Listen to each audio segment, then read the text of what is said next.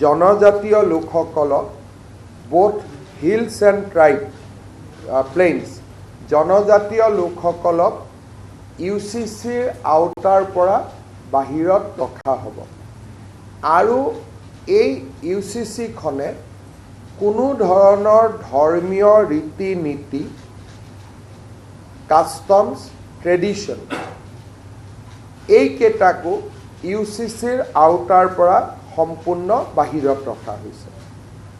আমাৰ মনত কিছুমানে প্ৰশ্ন কৰিব পাৰে যে এটা UCC মতে পূজা হ'ব নেকি, UCC মতে নাম প্ৰসংগ হ'ব নেকি, এই ধৰণৰ প্ৰশ্নবিলাক যাতে উত্থাপন নহয় সেইকাৰণে UCCৰ পৰা ধৰ্মীয় পৰম্পৰা সম্পূৰ্ণৰূপে বাহিৰত ৰখা হৈছে। তাৰমানে ৱে অফ প্ৰেক্টিচিং ৰিলিজিয়ন, নামাজ কেনেকৈ পঢ়িব লাগে তাত কোনো চৰকাৰৰ মতামত নাই, UCCয়ে তাক ডিল নকৰে। পূজা কেনেকৈ কৰিব লাগে সি UCCৰ ভিতৰত নপৰে। চক্ৰং বিয়া কেনেকৈ পাতিব লাগে, শিখৰ বিয়া কেনেকৈ পাতিব লাগে, এই কথাবিলাক UCCত নাহে। UCCত মাত্ৰ 4টা বিষয় আহিব। বিয়াৰ বাবে ন্যূনতম বয়স নিৰ্ধাৰণ হ'ব, পলিগেমি নাথাকিব, সম্পত্তিৰ অধিকাৰৰ ওপৰত থাকিব যে ছোৱালীয়েও সম্পূৰ্ণ অধিকাৰ পাব পাৰিব, লিভ ইন ৰিলেশ্যনশ্বিপৰ ওপৰত থাকিব।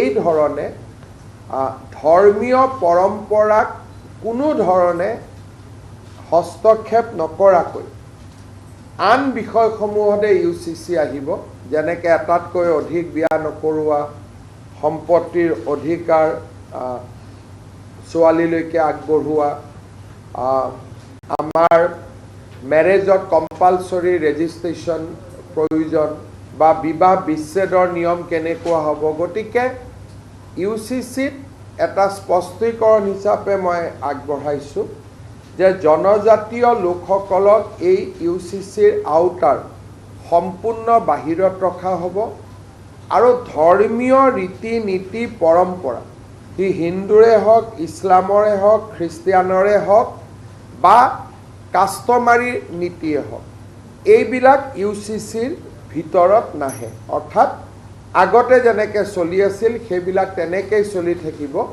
ই UCCৰ ছাবজেক্ট মেটাৰ নহয়। ৰিচুৱেলছ, কাষ্টম, ধৰ্মীয় ৰীতি নীতি UCCৰ ভিতৰত নপৰে।